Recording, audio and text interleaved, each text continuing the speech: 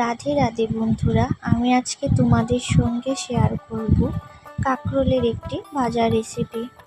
তো দেখো, এখানে আমি কিছু কাঁকরোল এরকম স্লাইস করে কেটে নিয়ে তারপর ধুয়ে নিয়েছি। তোমরা তো কাঁকরোলের এমনিতে নর্মাল ভাজা বা কাঁকরোল আলু দিয়ে ভাজা খেয়েছো, কিন্তু আজকের এই ভাজা রেসিপিটা খুবই সহজ আর খেতেও দুর্দান্ত টেস্টি হয়। তাহলে তোমরা পুরো ভিডিওটা দেখতে থাকো। তো দেখো, এখানে আমি একটা কড়াইতে দিয়ে দিলাম জল, তারপর দিয়ে দিলাম আধা চামচ নুন। এখন জলটা ফুটে আসলে তারপর এখানে আমি স্লাইস করে কেটে রাখা কাঁকরোলগুলো দিয়ে দেব।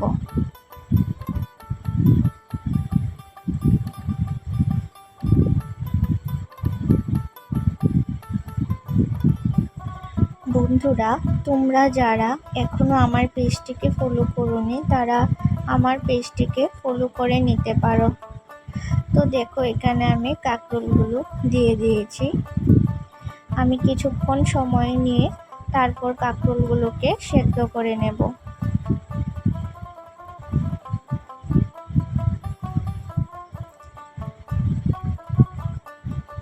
তো দেখো, কাঁকরোলগুলো সেদ্ধ হয়ে গেছে। এখন আমি সবগুলো কাঁকরোল একটা পাত্রে নামিয়ে নেব।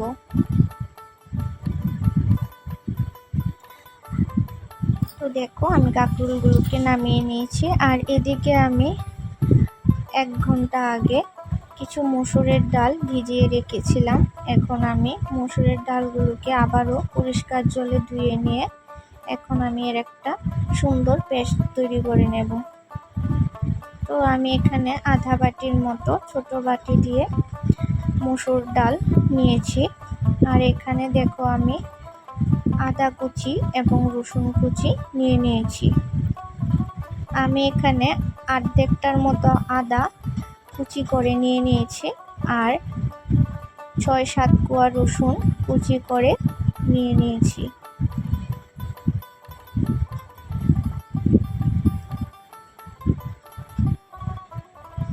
যারা আমার ইউটিউব চ্যানেল থেকে দেখছো বা যারা এখনো আমার ইউটিউব চ্যানেলটিকে সাবস্ক্রাইব করোনি তারা প্লিজ আমার চ্যানেলটিকে সাবস্ক্রাইব করে নিন।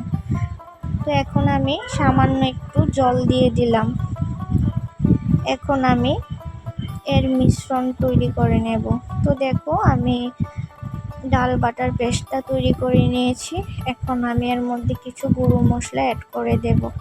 প্রথমে আমি দিয়ে দিলাম 1 চামচ হলুদ গুঁড়ো, তারপর দিয়ে দিলাম আধা চামচ মরিচের গুঁড়া, তারপর দিয়ে দিলাম জিরা গুঁড়া, তারপর দিয়ে দিলাম ধনিয়া গুঁড়া। আমি এখানে সব আধা চামচ করে ব্যবহার করেছি, শুধু হলুদ আর নুনটা 1 চামচ করে দিয়েছি। আর দিয়ে দিলাম 1 চামচ কালো জিরে। তারপর আমি সবশেষে এখানে দিয়ে দেব 2 চামচের মতো কর্নফ্লাওয়ার।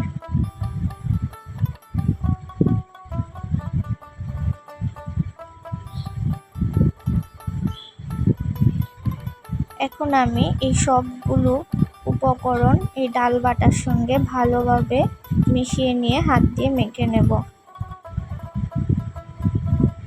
বন্ধুরা, আমার পেজে বা আমার চ্যানেলে অনেক সুন্দর সুন্দর রান্নার রেসিপি রয়েছে, তোমরা একবার গিয়ে রেসিপিগুলো ফলো করে নিতে পারো।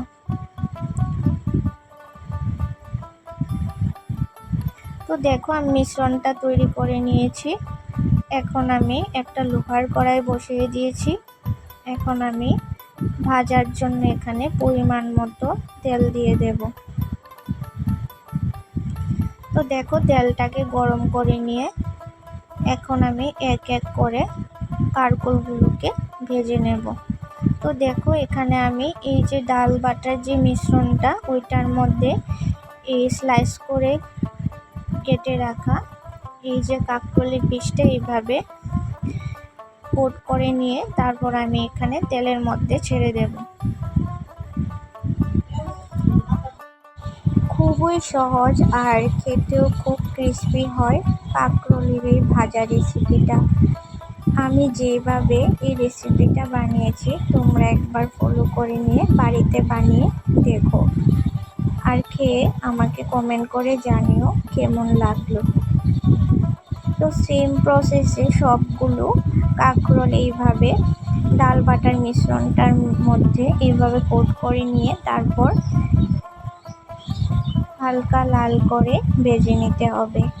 অবশ্যই ভাজার সময় চুলার আঁচটা মিডিয়াম টু লো ফ্লেমে রেখেই ভাজতে হবে।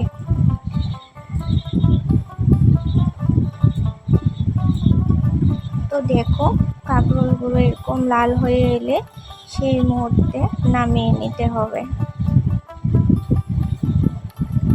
গরম ভাতের সঙ্গে গরম ডালের সঙ্গে তোমরা এই ভাজা রেসিপিটা করে খেতে পারো, ভীষণই দুর্দান্ত হয়। তো দেখো আমি এখানে এক এক করে কাঁকরোলগুলো ভেজে নিয়ে নামিয়ে নিচ্ছি। বন্ধুরা, আমার আজকের এই রেসিপিটি যদি তোমাদের ভালো লেগে থাকে প্লিজ লাইক কমেন্ট শেয়ার করতে ভুলো না, আর প্লিজ আমার পেজটিকে ফলো করে নিয়ে পাশে থেকো। তো আমার আজকের রেসিপি রেডি। তোমাদের কেমন লাগলো বন্ধুরা? তোমরা প্লিজ একবার বাড়িতে বানিয়ে দেখো, খেয়ে দেখবে ভীষণই ভালো লাগবে। তো আজকের জন্য এতটুকুই। তোমরা ভালো থেকো, সুস্থ থেকো। ধন্যবাদ।